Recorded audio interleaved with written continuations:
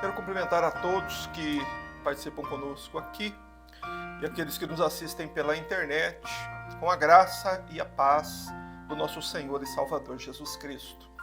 Meus irmãos, nós estamos em mais um sábado com o propósito de estudarmos a crucificação do nosso Senhor, os eventos que aconteceram naquele dia dos dias.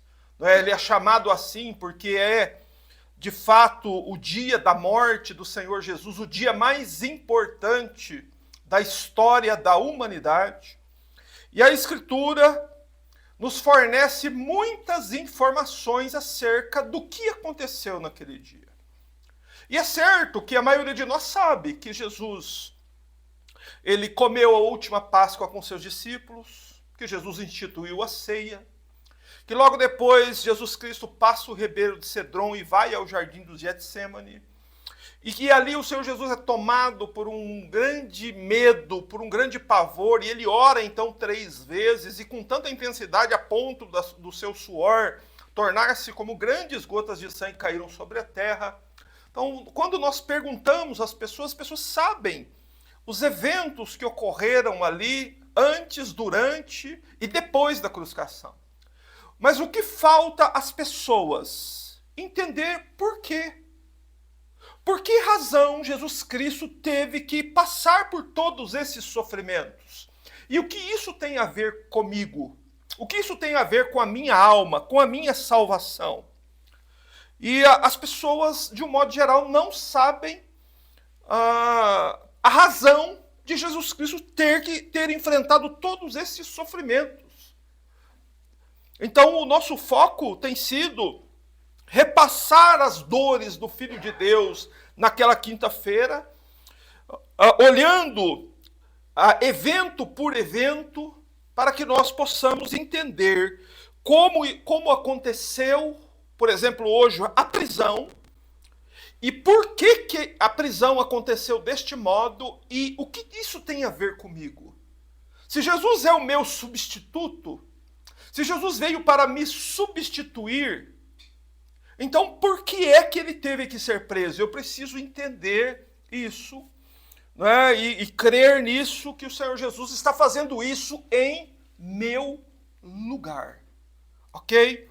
Então eu convido os irmãos a lermos João, capítulo 18, Evangelho de João, no capítulo 18, lembrando que todos os 4 evangelhos narram o que aconteceu no jardim do Getsemane, mas nenhum dos outros 3 evangelhos narra a perspectiva que João descreveu aqui no capítulo 18.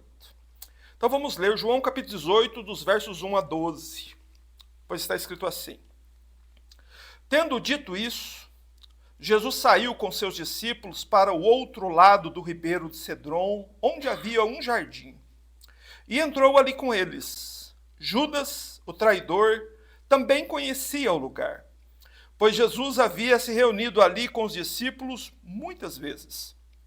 Então Judas trouxe consigo um destacamento de soldados e alguns guardas da parte dos principais sacerdotes e fariseus, e chegou ali com tochas, lanternas e armas. E sabendo Jesus tudo o que estava para ali acontecer, adiantou-se e perguntou: A quem procurais? E eles responderam: A Jesus, o Nazareno. Jesus lhes disse: Sou eu. E Judas, o traidor, também estava com eles. Quando Jesus lhes disse: Sou eu, afastaram-se e caíram por terra. Então Jesus lhes perguntou mais uma vez: A quem procurais? E eles responderam: A Jesus Nazareno. Jesus lhes respondeu: Já vos disse que sou eu. Se é a mim que procurais, deixar estes ir embora, para que se cumprisse a palavra que dissera: Não perdi nenhum dos que me deste. Então Simão Pedro desembainhou uma espada que trazia e feriu o servo do sumo sacerdote, cortando-lhe a orelha direita. E o nome do servo era Malco. Mas Jesus disse a Pedro: Põe a tua espada na bainha. Por acaso não beberei do cálice que o Pai me deu? Então o destacamento, o comandante e os guardas dos judeus prenderam Jesus e o amarraram. Amém. Até aqui a nossa leitura, irmãos. Agora convido a todos a deixar a Bíblia aberta, fechar os seus olhos e ore comigo. Pai celestial, bendito seja o teu nome, Senhor, por dar-nos a bênção de podermos viver este dia, de podermos, Senhor, neste dia, nos ajoelharmos na tua presença, darmos louvores ao Senhor, cantarmos louvores ao teu nome. Senhor, e neste dia termos a imensa oportunidade de conhecermos mais sobre a cruz de Cristo, de olharmos, Senhor, para cada um destes eventos que precederam a morte do teu Filho ali na cruz, e sabermos, Senhor, pela graça de Deus, pela iluminação do Espírito Santo, as razões das coisas terem de ser feitas desta forma. Pedimos ao Senhor que nos conceda graça, que nos ilumine a mente, que afaste, Senhor, toda distração, toda dificuldade, toda manifestação, tudo aquilo que não é do Senhor, retira de nós. Senhor, aqueles que estão assistindo em casa, meu Deus, que podem surgir distrações, Senhor, livra, guarda, e que cada um de nós esteja atento, esteja consciente de que estamos na presença de Deus, e de que não há algo mais importante para nós, senão isso. Graças te damos, Senhor, pela bênção, por esta oportunidade, pelo Evangelho que está nas nossas mãos, e pedimos tua graça para que o Senhor nos abençoe, em nome do Senhor Jesus. Amém. Meus irmãos, o tema do nosso estudo é: por que o Senhor Jesus teve de ser preso? Nós fizemos aqui no início a leitura de João, capítulo 18, versos 1 a 12. E eu acredito que seja algo excelente para as almas de todos nós repassarmos cuidadosamente todos os sofrimentos que o Filho de Deus precisou suportar antes, durante e depois da crucificação. Porque muita gente equivocadamente pensa que a obra da redenção terminou quando Cristo morreu na cruz. Não. O sepultamento do Senhor Jesus fazia parte da obra da redenção. A ressurreição do Senhor Jesus fazia parte da obra da redenção. Jesus ser elevado às alturas e se assentar à destra do Pai faz parte da obra da redenção. Então, tudo que se refere à vida de Cristo, a morte, o sepultamento, a ressurreição e a assunção do Senhor Jesus às alturas, tudo isso é a obra da redenção como um todo. E nós precisamos repassar tudo isso e entender cada etapa, cada fase, cada momento de todas as dores, de tudo que Cristo precisou suportar por nós. Meus irmãos, começando, lembrando que toda a vida do Senhor Jesus Cristo aqui na terra, da manjedoura, à cruz, à sepultura, toda ela foi um único e contínuo ato de sofrimento. O Senhor Jesus não veio a este mundo com outro propósito, fazer outra coisa a não ser sofrer. Por isso o profeta Isaías o chama de varão de dores, aquele que sabe o que é padecer. Pois foi para isso que Jesus Cristo veio. Mas qual a causa, irmãos, de o Filho de Deus ter vindo do céu, deixado a sua glória e vindo a este mundo, se humilhado para sofrer? Ele veio por causa dos nossos pecados. E se alguém como ele precisou vir por causa dos nossos pecados, é porque os nossos pecados são muito mais graves, têm consequências muito mais sérias e custam um preço muito mais alto do que a mente humana pode calcular. Então é importantíssimo que nós vejamos isso. Não é que a vida do Senhor Jesus em si foi um ato contínuo de renúncia e sofrimento. Mas um detalhe que o Evangelho nos mostra assim com bastante clareza é que conforme a hora da crucificação vinha chegando, havia também uma intensificação desses sofrimentos. Quanto mais perto da hora da cruz Jesus chegava, maiores se tornavam os sofrimentos dele. Principalmente depois que o Senhor Jesus institui a ceia e sai com seus discípulos para o jardim do Getsêmani naquela quinta-feira à noite.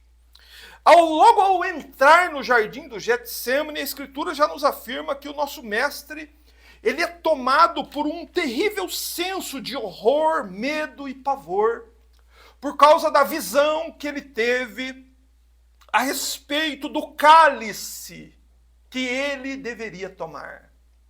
Então, logo ao entrar no jardim, o Senhor Jesus é tomado de pavor, por causa da visão do cálice que ele deveria beber em nosso lugar.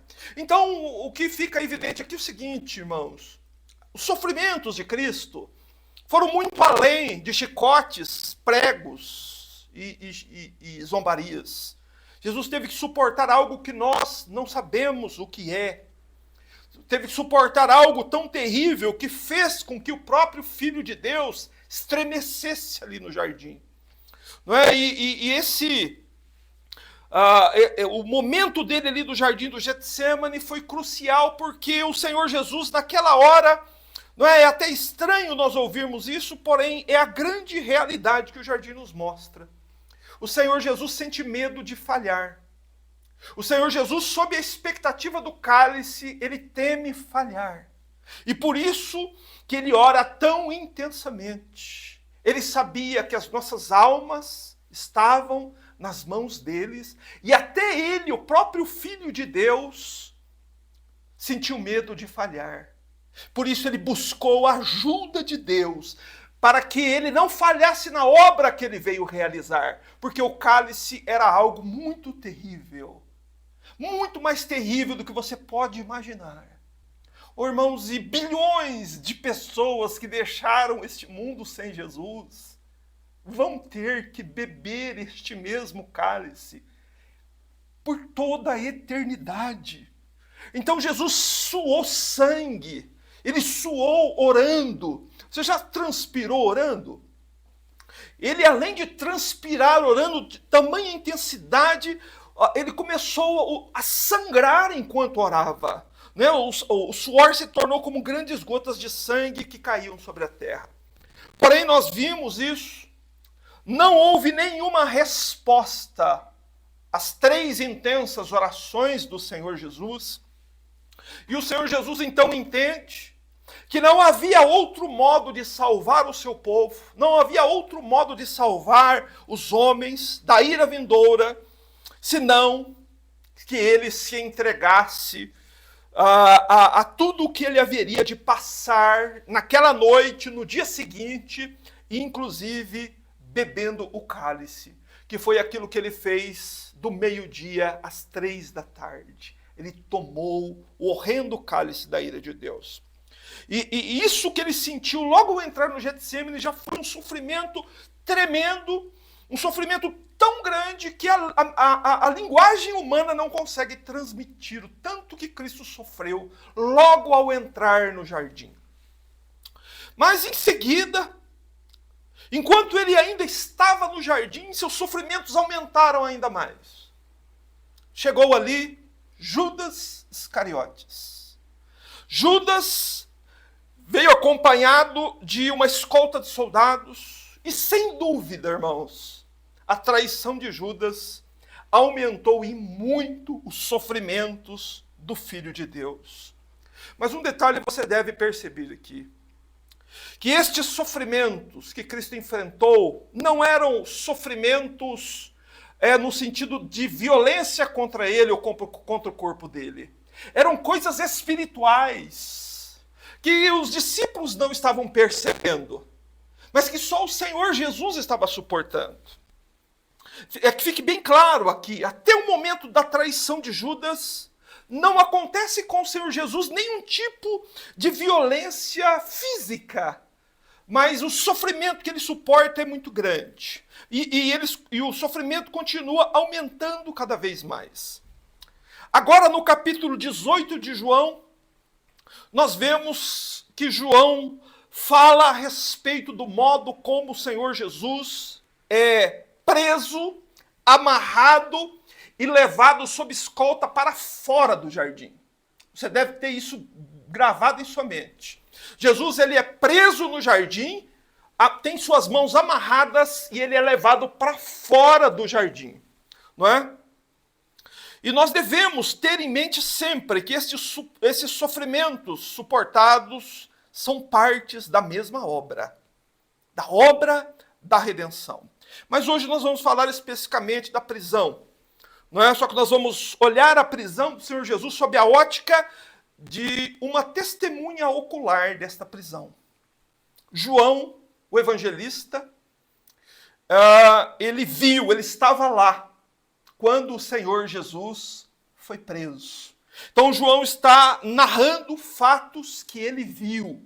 Então o que você está lendo no Evangelho é a narrativa de uma testemunha ocular da prisão do Senhor Jesus. João, na verdade, testemunhou as agonias do Getsemane, testemunhou a traição de Judas e testemunhou a prisão do Senhor. Mas antes de nós irmos direto ao texto, nós precisamos considerar alguns pontos aqui, antes de falarmos do capítulo 18. E isso porque o Evangelho de João nos mostra a prisão de Jesus numa ótica diferente dos outros 3 evangelhos. Não é? E a razão é simples. É porque o Evangelho de João ele foi escrito para nos dar a ênfase não a respeito da humanidade do Senhor Jesus, mas a respeito da divindade de Cristo. Então, há 3 evangelistas, Mateus, Marcos e Lucas, que narram a humanidade de Cristo. E João exclusivamente narra a divindade. Né? Mostra que ali naquele jardim, além de um homem, havia também um Deus. Então isso nós devemos ter em mente antes de entrarmos ali, né? Antes de entrarmos no texto, de sabermos que isto está acontecendo sob a ótica de João. E não há na narrativa de João nenhuma menção às agonias ou pavor que Jesus enfrentou no Getsemane. João não fala nada sobre isso.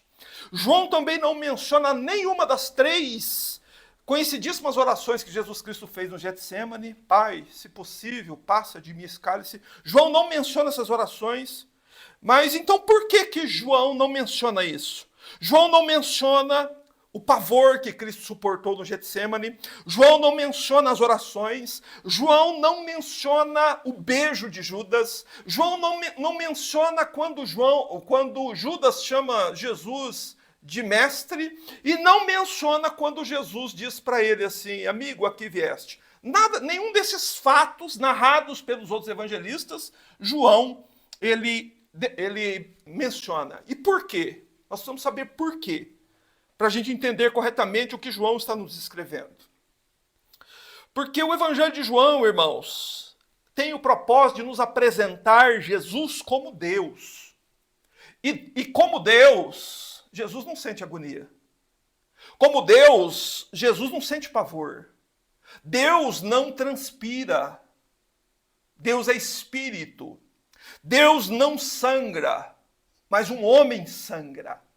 Então a Bíblia está nos mostrando o seguinte, não coisas contraditórias, mas a mesma verdade, que naquele jardim havia um homem, mas havia também Deus. O Deus homem estava ali, suportando os sofrimentos no jardim. Mas aqui a ênfase de João é mostrar a divindade de Cristo. Isso precisa ficar bem claro para nós.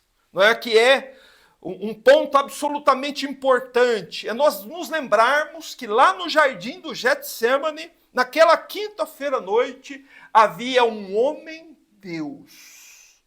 Havia um homem que sentia medo, pavor, né, desespero.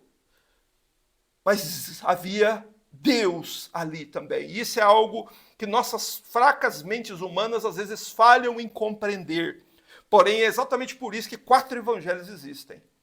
Para nos dar perspectivas diferentes a respeito da mesma pessoa que estava ali naquele jardim. E agora nós vamos ver né, que há essa perspectiva que João nos dá aqui, sobre a divindade de Cristo. Aquele que estava indo ali no jardim, aquele que estava no jardim, era homem, mas também Deus. E, em primeiro lugar, quando nós olhamos para o texto, né, vamos fazer a releitura dos versos 1 a 4, o que você vai observar nesses quatro primeiros versículos é a coragem que o Senhor Jesus demonstra ali no Getsemane, ali no jardim. Está escrito assim: tendo dito isto, Jesus saiu com seus discípulos para o outro lado do ribeiro de Cedron, onde havia um jardim. Então você presta atenção que toda hora, nos 4 evangelhos, está sendo dito: isso aconteceu num jardim. Jesus está indo para um jardim. Jesus está entrando num jardim. Jesus está saindo de um jardim. Que eventos importantíssimos acerca da obra da redenção estão acontecendo em um jardim. E ali no final do verso primeiro diz: onde havia um jardim, e entrou ali com eles. Judas, o traidor, também conhecia o lugar, pois havia se reunido ali com os discípulos muitas vezes. Então Judas trouxe consigo um destacamento de soldados e alguns guardas da parte dos principais sacerdotes, fariseus, e chegou ali com, preste atenção, tochas, lanternas e armas. E o verso 4 diz que, sabendo Jesus tudo o que estava para ali acontecer, adiantou-se e perguntou: a quem procurais? Meus irmãos, esses 4 versículos nos mostram o modo como o Senhor Jesus encarou a sua prisão. Não é? João começa narrando que a prisão dele aconteceu depois, imediatamente após ele ter dito alguma coisa. O verso primeiro começa assim: tendo dito isto, Jesus saiu com seus discípulos. O que Jesus havia dito antes? Antes, no capítulo 17 de João, há aquela chamada oração intercessória do Senhor Jesus. Jesus, antes de ir para o jardim, ele ora ao Pai em favor dos seus discípulos, para que o Pai os guardasse do mundo, não que o Pai os tirasse do mundo, mas que os preservasse do maligno, do poder do mal. Então Jesus intercedeu por seus discípulos e saiu com eles para o outro lado do Cedron. Aqui é exatamente aquele momento em que Jesus conclui a ceia e sai para o jardim do Getsemane. Não é? Mas Jesus está indo para o jardim do Getsemane à noite. Não é? O Senhor está indo para o jardim do Getsemane sabendo que Judas já estava disposto a traí-lo. Na verdade, Jesus já havia inclusive dado o bocado molhado, e a Escritura nos diz que Satanás havia entrado em Judas para poder ajudá-lo a fazer o que Judas tinha que fazer: trair o Senhor Jesus. E que o Senhor Jesus demonstra grande coragem em ir exatamente para o lugar em que ele sabia que Judas iria levar os soldados. Então a ênfase aqui de João é mostrar o quão corajoso o Senhor Jesus Cristo foi. Quanta coragem o Senhor Jesus demonstrou para ir ao lugar em que ele sabia que ele seria traído e preso. A menção ao jardim é para nos mostrar isso. As orações, a traição e a prisão acontecem dentro de um jardim. Não é? E que o Senhor Jesus, quando faz esse trajeto, ele o faz por livre e espontânea vontade. Ele não é obrigado a fazer esse trajeto. Ele o faz por amor de nós, e ele o faz por uma razão que a Escritura explica para nós. Ele está indo como uma ovelha para o matadouro. Ele está indo em direção à morte. Ele está indo em direção aos mais terríveis sofrimentos que um homem já suportou. Porque nenhum homem, nem os que já morreram e suportam grande tormento no lugar em que estão aqueles que morreram sem Cristo, nem esses homens, nem essas pessoas suportaram o que Cristo suportou lá no Calvário. Mas Jesus vai em direção ao Cedron. E o verso 2 nos diz que Judas, o traidor, também conhecia o lugar, pois Jesus havia se reunido ali com seus discípulos muitas vezes. Então aqui, Diante desse versículo, né, que Jesus havia se reunido ali muitas vezes com os discípulos, é para nós pensarmos. Ora, por que o Senhor Jesus tinha por costume levar seus discípulos para um jardim? Esse é um ponto para você pensar, para você refletir. Não é porque o Senhor Jesus gostava de orar num jardim. E porque ele tinha esse propósito de fazer com que seus discípulos fossem a um jardim para orar. Não é? Pense nisso. Durante a pregação aqui eu pretendo falar mais a esse respeito. Mas o verso 3 nos diz que Judas chega, né? Então Judas trouxe consigo um destacamento de soldados. Mas aqui não é mencionado a conversa que Jesus Cristo teve com Judas, nem o beijo de Judas. Lembra-se que aquele beijo que Judas deu em Jesus, não é? A face do Senhor Jesus estava coberta de suor e de sangue, porque Jesus havia transpirado o suor, e o suor tinha se tornado em sangue, e nem aquilo comoveu o coração de Judas. Veja como Judas foi um homem extremamente frio, mas João não menciona nada sobre isso. Aqui João menciona o seguinte: Judas trouxe quase um exército inteiro para prender o Senhor Jesus. Ele trouxe um destacamento de soldados. Né? Em outras versões está escrito que Judas trouxe uma escolta. Escolta é um termo militar. Uma escolta de soldados romanos se referia a 600 soldados armados. Isso era uma escolta. Quando a Bíblia fala de escolta, são 600 homens armados. Mas por que Judas trouxe 600 homens armados para prender apenas um homem? Irmãos, em primeiro lugar, porque Judas sabia quem Jesus Cristo era. Ele sabia que nem o vento, nem o mar podiam com ele.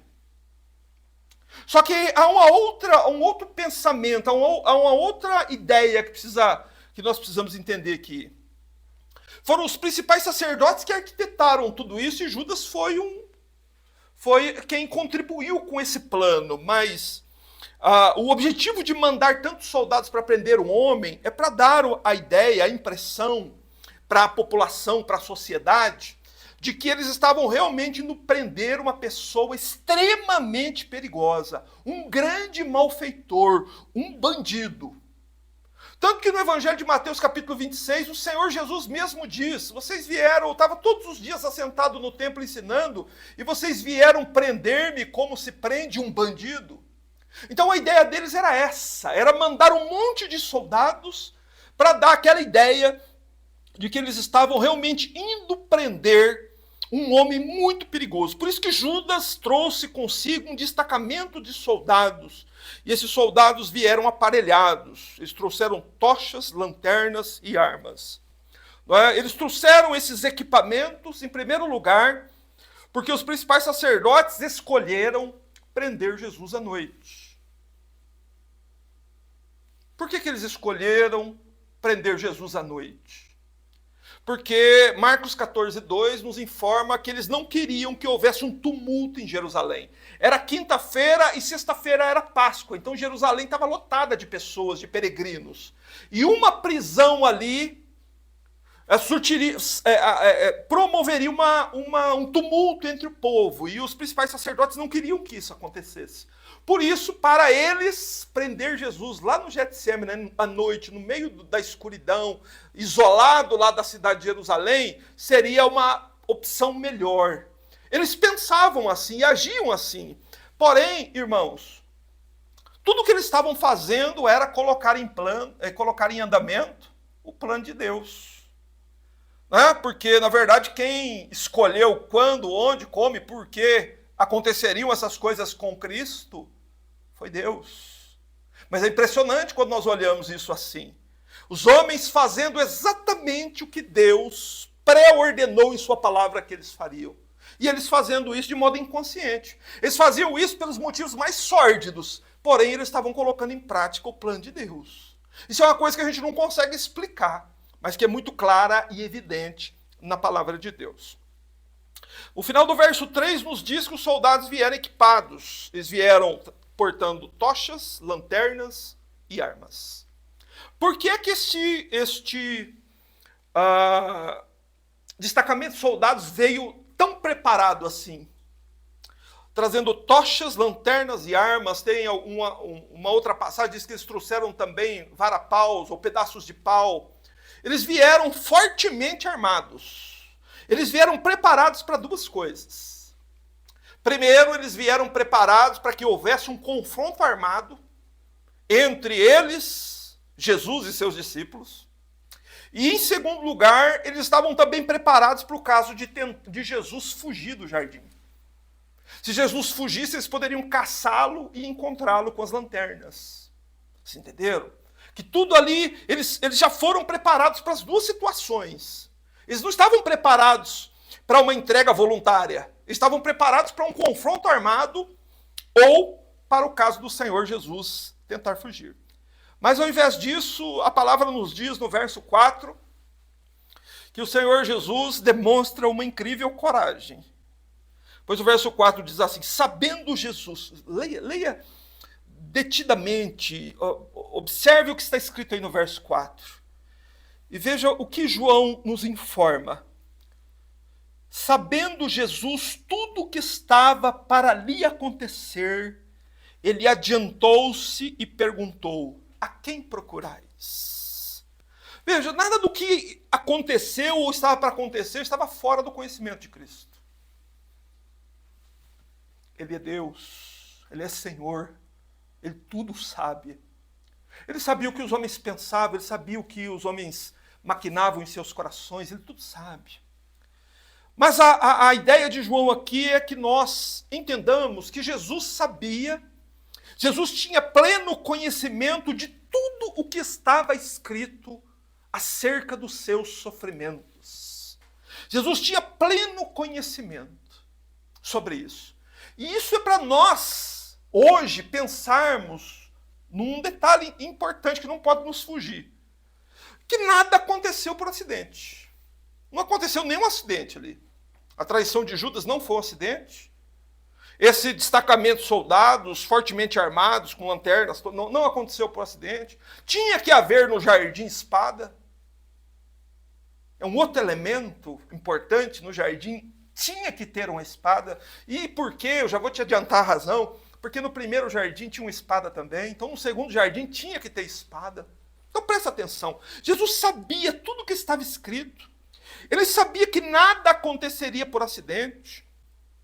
E que foi Deus, o Pai, que desde a fundação do mundo, que preparou tudo. Foi o nosso Deus que decretou, desde antes da fundação do mundo, como é que o cordeiro seria morto.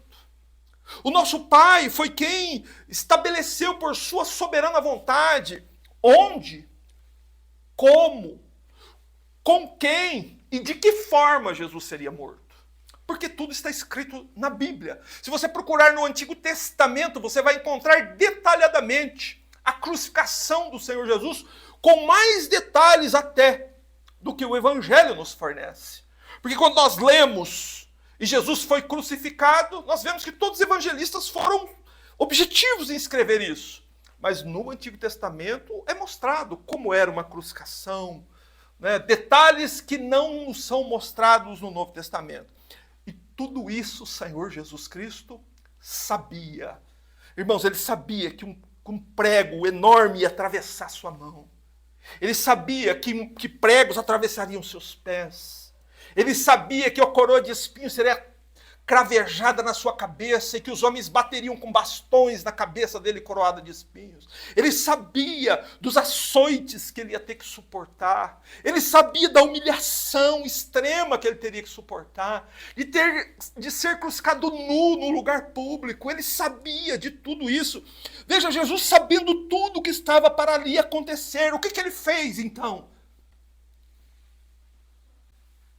Ele não fugiu. Pelo contrário, eu estava esperando que ele fugisse. Mas ele não fugiu. O que ele fez? A palavra diz que ele, ao invés de fugir, ele se adiantou. Não é? Em vez de fugir como os soldados estavam esperando, ele faz o seguinte, ele se posiciona entre os soldados e seus discípulos. Ele fica no meio. Os discípulos ficam atrás dele, nas costas dele, e na frente dele Judas e 600 soldados com tochas, lanternas e armas. E nosso Redentor, ele age assim por vários motivos, irmãos. O primeiro é para proteger o seu povo. Ele veio para isso. Louvado seja Cristo. Ele veio para preservar o seu povo. E ele estava se adiantando exatamente por isso. Se ele foge, o seu povo fica sem proteção. E ele é o protetor do seu povo. Em segundo lugar, para que evitasse uma corrida dos soldados a todos os discípulos. Ele não queria que isso acontecesse. Então ele se colocou à frente para proteger seus discípulos. Na verdade, o Senhor Jesus está agindo ali como um pastor agia quando lobos chegavam para atacar suas ovelhas. O pastor se colocava entre o rebanho e os lobos. E o Senhor Jesus agiu exatamente assim. Mas depois de demonstrar a sua coragem e adiantar-se, Jesus ainda faz uma pergunta. Jesus pergunta a eles: a quem procurais? Quem vocês estão procurando? Não é? Ao final do versículo 4. Não é? O detalhe que se destaca aqui é que o Senhor Jesus não se intimidou, não sentiu medo de 600 soldados armados. Não é? E agora o Senhor Jesus, mesmo sabendo do que iria sofrer, ele se antecipa e pergunta: quem vocês estão procurando? E os soldados respondem em seguida, no verso 5. E eles responderam: a Jesus, o Nazareno. Jesus lhes disse: sou eu. E Judas, o traidor, também estava com eles. Quando Jesus lhes disse: sou eu, o que aconteceu? Eles se afastaram e caíram por terra. Meus irmãos, aqui está demonstrado que ali naquele jardim não havia apenas um homem. Ali naquele jardim estava também presente um Deus todo-poderoso, que a simples manifestação do seu nome faz com que um exército inteiro retroceda e caia ao chão. Mas ele permaneceu lá, entre os soldados e os discípulos. E aqui é um ponto importante, irmãos, nós nos lembrarmos disso, que é um ponto que muitos crentes desconhecem. Que o grupo de soldados ficou caído no chão, e o Senhor Jesus teve então a oportunidade de fugir. Os soldados estavam no chão, Jesus poderia calmamente se voltar e dizer: meus discípulos, vamos embora, deixa eles ali, vão para casa, vão dormir, vamos descansar. Não é? Ele poderia calmamente sair e desaparecer na escuridão do jardim, mas ele não age assim, ele permaneceu lá, mesmo com os soldados caídos por terra. E por que Jesus permaneceu lá? Por amor dos seus discípulos. Ele permaneceu lá por amor dos seus discípulos. E então, de novo, corajosamente, o Senhor Jesus, no verso 7, Jesus pergunta para eles, então: a quem procurais? Eles respondem: a Jesus o Nazareno. E Jesus lhes responde: já vos disse que sou eu. Se é a mim que procurais, deixem meus discípulos irem embora. Não é? Cristo diz: se vocês estão à minha procura, deixem estes homens irem embora, deixem esses homens irem para casa. Não é? E João, o evangelista, nos explica no verso seguinte, no verso 9, que Jesus agiu assim porque para que se cumprisse a palavra dele. Ele disse: não perdi nenhum dos que me deste. Não é? Nenhum daqueles que esteve sob os cuidados do Senhor Jesus até o fim se perdeu. Nenhum Jesus perdeu, porque ele é o bom pastor. E ele está agindo aqui como o bom pastor. Ele disse isso em João 10, aqui em João 8 capítulos atrás. Eu sou o bom pastor dá a vida pelas suas ovelhas. Então ele estava disposto a morrer no lugar do seu povo. Não é? Mas lembre-se, continue se lembrando disso. Nenhuma violência ainda é registrada no jardim. Não é? Nenhuma violência, mas nós já podemos perceber que os soldados depois se levantam, Jesus permanece parado no mesmo lugar, os discípulos atrás dele. Mas então, no verso 10, nos é dito que um dos discípulos reagem, não é? João nos diz claramente que foi Simão Pedro. Desembainhou uma espada que trazia e feriu o servo do sumo sacerdote, cortando-lhe a orelha direita, e o nome dele era Malco. Irmãos, nós sabemos que os soldados estavam armados, porque o verso 3 nos informa isso, que eles traziam tochas, lanternas e armas. Mas uma coisa que nós precisamos entender aqui é o seguinte: por que Pedro tinha uma espada? O que essa espada estava fazendo lá no jardim? Será que Pedro tomou uma decisão própria e resolveu levar uma espada para lá, ou ele recebeu uma ordem para fazer isso?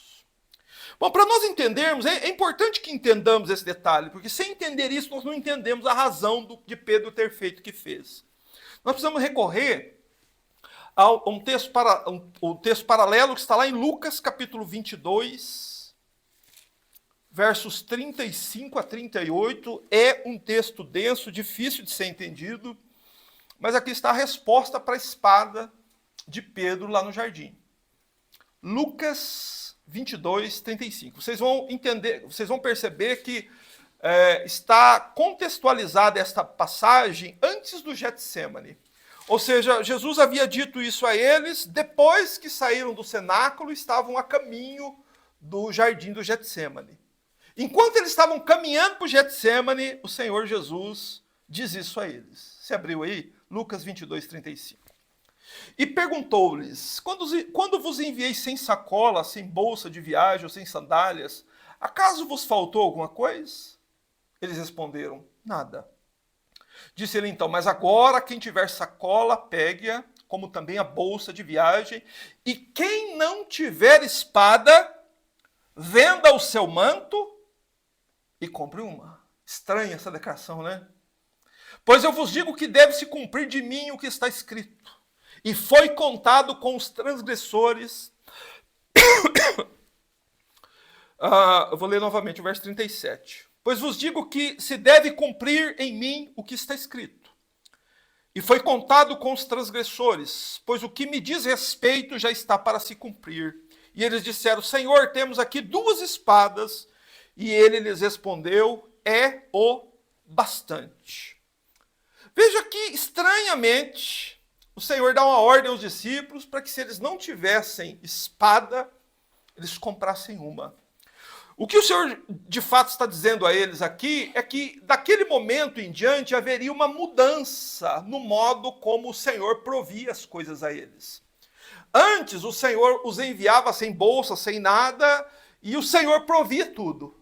Mas agora o Senhor Jesus Cristo estava indo à cruz do Calvário. Jesus seria retirado deles. Então eles deveriam ter uma nova atitude diante das coisas. Não é? Mas o que é estranho é o Senhor Jesus dizer a eles que deveriam comprar uma espada. Né? E a razão do Senhor pedir que eles comprassem a espada é para que se cumprisse o que de Jesus estava escrito. E os discípulos então compram 2 espadas, o Senhor diz: é suficiente. Então nós podemos voltar lá para a passagem de Simão Pedro e entender por que Pedro tinha uma espada aí. Porque o Senhor havia ordenado que eles comprassem espadas e levassem espadas. Não é? E aqui, em João, nos é mostrado um ponto que Simão Pedro desembainha a espada, que agora nós sabemos de onde apareceu, e ele fere o servo do sumo sacerdote, cortando-lhe a orelha, e o nome do servo era Malco. Não é? Então Jesus diz a Pedro: põe a tua espada na bainha, guarda a tua espada, Pedro. Por acaso não beberei o cálice que meu pai me deu? Então, meus irmãos, aqui é para nós entendermos um aspecto importantíssimo sobre o jardim do Getsemane. Há dois instrumentos terríveis naquele jardim, que não deveria ter caído sobre outra pessoa, senão sob a pessoa do próprio Cristo. Tanto o cálice era para ele, mas também a espada era para ele. Por isso que o Senhor Jesus restaura a orelha de Malco. Jesus cura Malco porque o que Pedro fez estava errado. Mas por que Pedro agiu assim?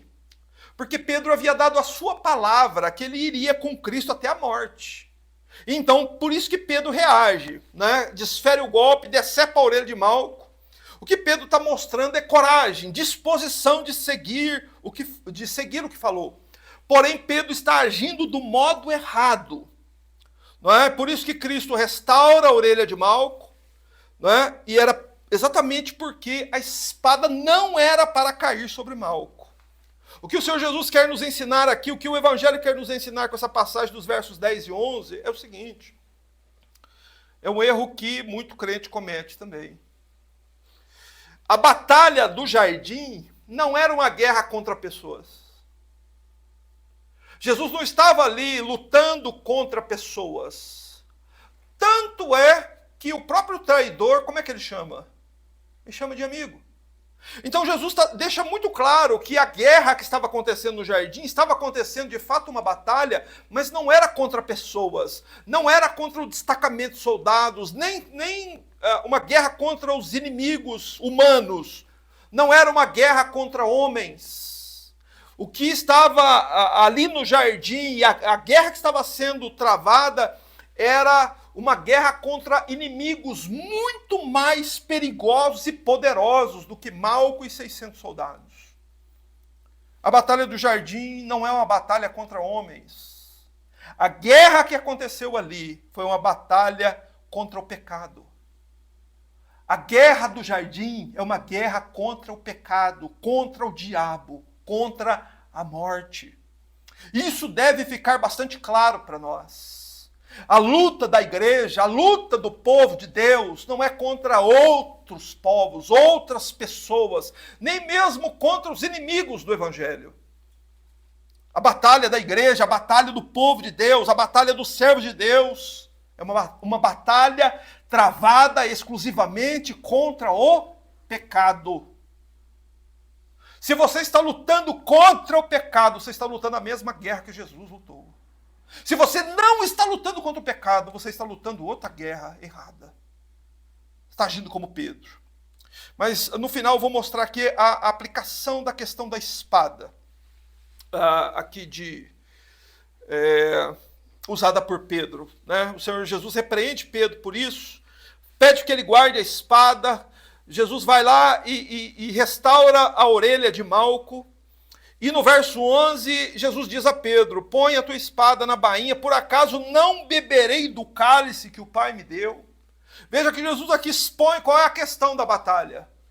É o cálice. E esse cálice é produzido por quê? O que é que existe dentro desse cálice? Esse cálice é o cálice da ira de Deus. Toda vez que o homem peca, o cálice na mão de Deus ferve. É sobre este cálice. Foi esse cálice que Jesus orou 3 vezes dizendo, Pai, se puderes, passa de mim este cálice. Mas como não teve resposta, o Senhor Jesus sabia que ele deveria beber o cálice. E ele diz para Pedro, Pedro, você quer impedir que eu beba o cálice que meu pai me deu? Guarda a tua espada, eu vou beber o cálice que meu pai me deu. Então nós vemos que no final, quando isso acontece, né, quando Pedro guarda a espada, quando Pedro embainha a sua espada, o que acontece? Está aí no verso 12.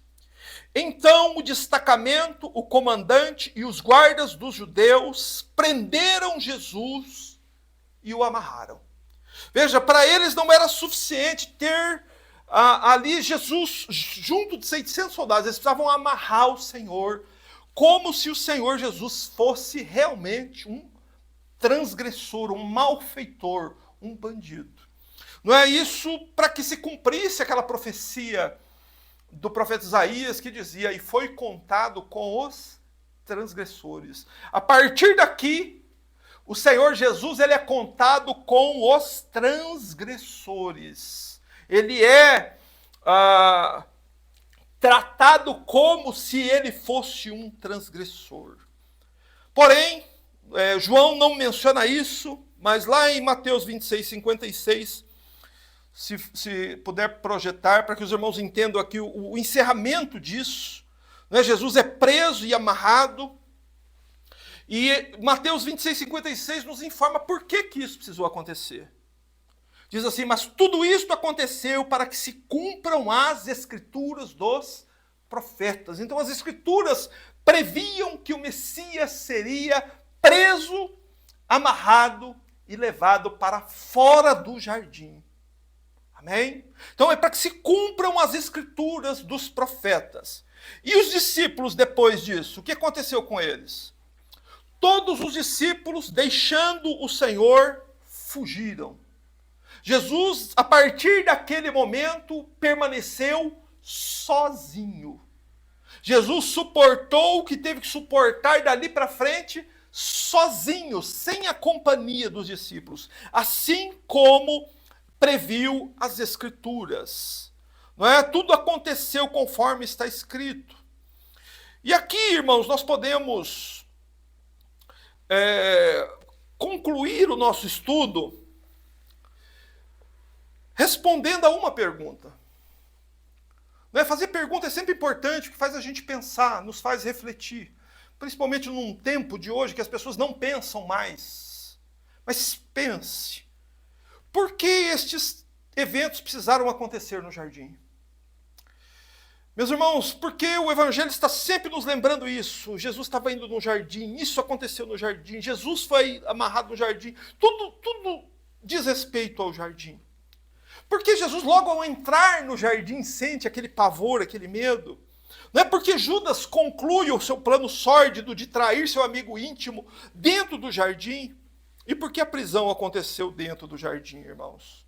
Sendo a prisão um dos sofrimentos mais terríveis, uma das piores humilhações que uma pessoa pode sofrer, né? Ser preso. E o Senhor Jesus, que a palavra de Deus diz que nunca cometeu pecado e na sua boca nunca se achou engano, ele precisava ser preso. Mas por que razão, irmãos? Isso é o que nós precisamos entender. Isso é o que dá realidade ao Evangelho. Isso é que faz com que o Evangelho faça sentido para nós. Senão, isso que nós acabamos de estudar aqui torna-se apenas algum tipo de teoria, de história na nossa mente. Olha, eu sei que Jesus foi preso, mas você precisa saber por quê. Meus irmãos, Jesus, tudo isso aconteceu num jardim porque a história humana começou num jardim. Foi num jardim que o pecado foi praticado pela primeira vez. Você se lembra desse fato? Lá em Gênesis capítulo 3. Meus irmãos, foi também num jardim o lugar em que o homem sentiu medo, pavor e tristeza pela primeira vez. Foi também num jardim que o homem tomou a decisão deliberada de pecar pela primeira vez. E foi desse jardim que o homem foi escoltado para fora depois. Você tem feito sentido na sua mente isso? Você tem entendido a razão pela qual o Senhor Jesus, ao entrar no jardim, sentiu medo e pavor? Foi porque isso aconteceu no primeiro jardim. Quando Adão e Eva pecaram pela primeira vez, sentiram medo. De quê? De que elas sentiram medo? Eles sentiram medo da ira de Deus. Eles sabiam que havia um pecado contra Deus. Eles conheciam a Deus. Eles sabiam quem era o Deus que eles deveriam tratar. E por isso eles sentiram medo, pavor, horror. E o que eles fizeram então ao sentir medo no jardim? Eles fugiram. Mas o Salvador, no segundo jardim da história da humanidade, ele sentiu medo, pavor e horror e teve que tomar o cálice que nossos primeiros pais não precisaram tomar. Os nossos primeiros pais foram os primeiros traidores também. Foram os primeiros Judas. Não é? Porque eles e Deus eram amigos, íntimos amigos. Mas eles, ao pecar, traíram a confiança de Deus. E por causa disso, trouxeram essas consequências à humanidade. Meus irmãos, e por causa do pecado que eles cometeram, eles foram levados para fora daquele jardim. E o que foi colocado entre eles e o jardim? Uma espada. Você se lembra? Que anjos os escoltaram para fora, os lançaram fora do jardim, e aí uma espada ficou entre eles e a árvore da vida. Não havia mais como o homem entrar e comer do fruto e viver eternamente. Ele teria que passar pela espada. Não é? E o que essa espada significa, irmãos? Qual o significado da espada? A espada, ela é a espada da justiça de Deus. Deus precisa punir com justiça todo aquele que pecou.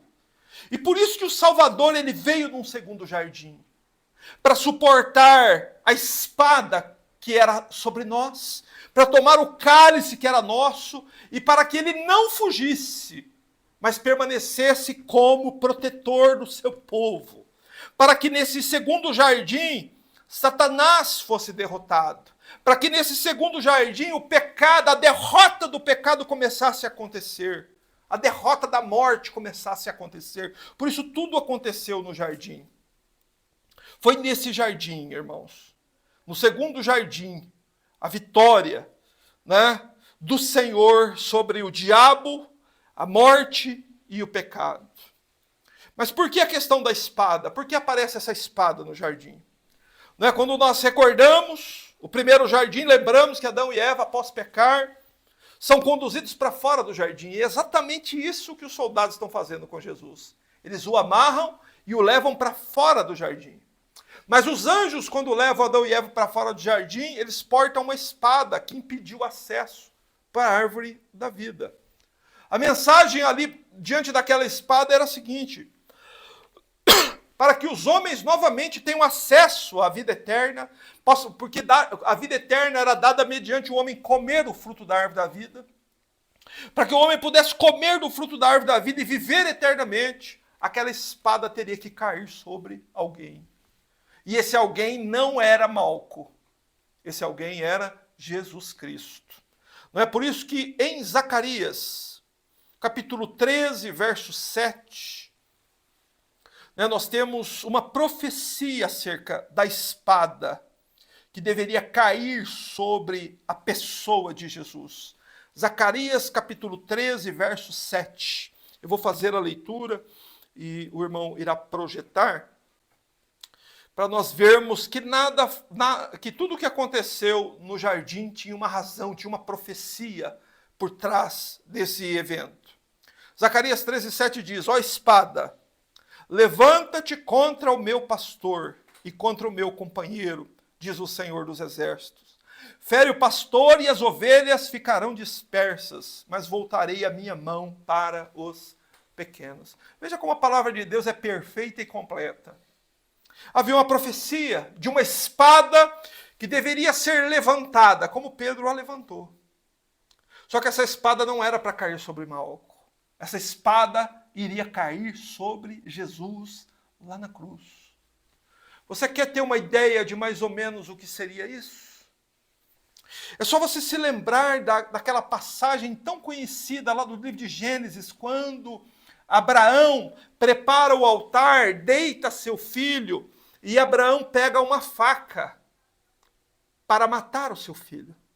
E quando Abraão levanta a faca e realmente vai desferir o golpe mortal no seu filho, a mão dele é detida e ele não consuma o ato.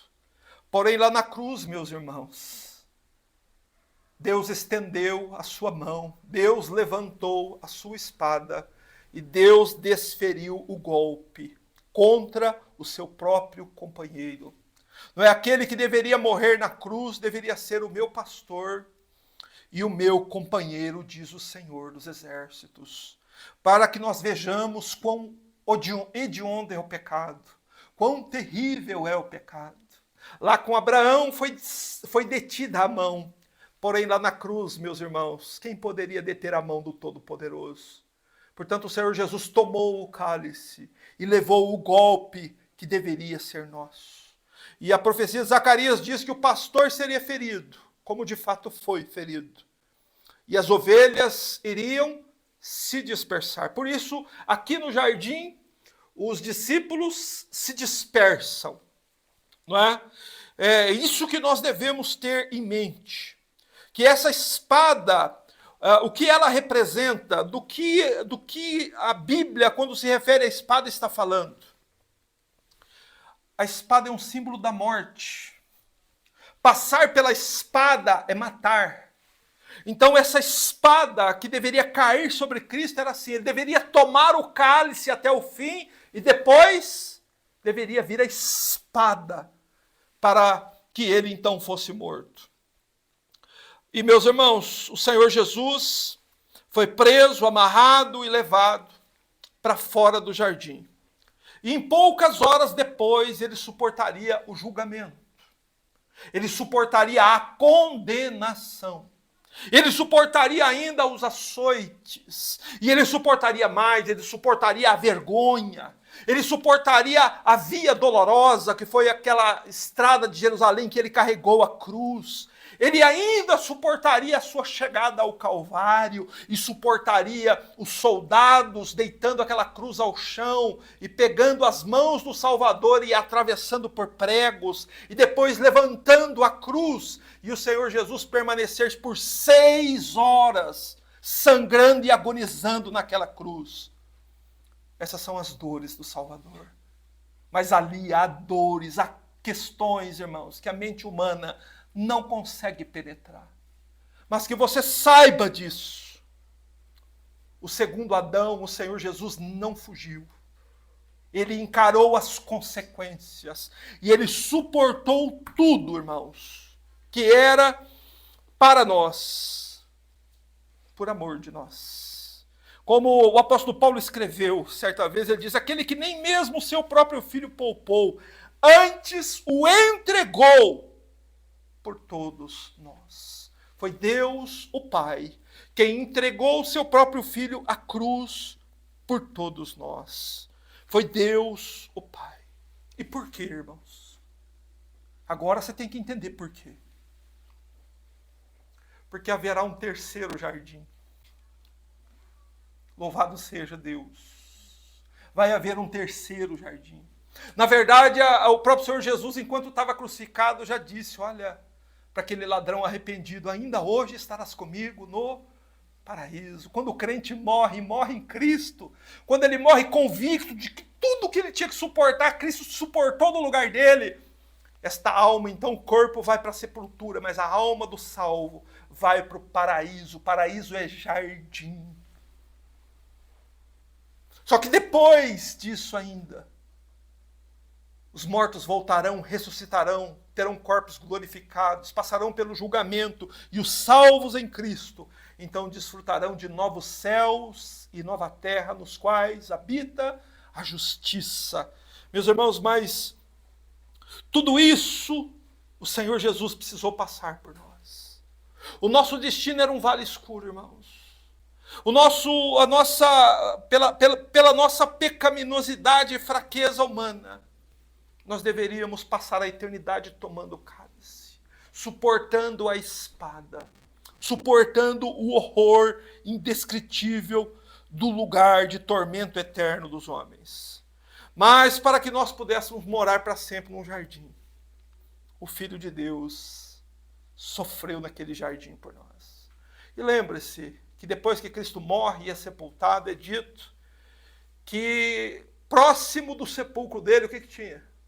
Tinha também um jardim. Irmãos, a Escritura está sempre nos lembrando disso, amados. Por isso que se a sua vida, talvez alguém esteja me ouvindo e a sua vida já está chegando ao fim, o seu tempo aqui na terra, meu irmão, você vai deixar esse mundo poluído, esse mundo violento, esse mundo de inveja e mentira, e você vai morar em um jardim. Louvado seja Deus, essa é a graça de Deus. Esse é o preço que o Filho de Deus pagou com seu sangue lá na cruz por amor de nós. Aleluia. Eu quero convidar a todos a orarmos em agradecimento ao nosso Deus, darmos graças ao Senhor por esta tão grande salvação. Damos graças ao teu nome, ó Senhor nosso Deus, porque o Senhor tudo preparou para que nós pudéssemos ter vida eterna. Bendito seja o teu nome, Senhor, pois enviaste teu Filho para morrer em nosso lugar, para suportar, Senhor, a cruz, tomar o cálice, para que ele suportasse a espada da justiça de Deus, da justiça que nós transgredimos. Mas teu Filho tudo suportou, Senhor, para que nós fôssemos poupados. Ele não fugiu, ele permaneceu firme até o fim, tudo suportou, para que nós pudéssemos, Senhor, voltar para o jardim, para que nós pudéssemos, Senhor, por toda a eternidade agora, comermos da árvore da vida. Bendito seja o Senhor por tão grande bondade e misericórdia manifestadas a nós, Senhor, tão vis e pecadoras criaturas. Louvado seja Deus por toda a eternidade, Senhor, nós te louvaremos por tua graça e misericórdia. Em o nome do Senhor Jesus. Amém. Graças a Deus.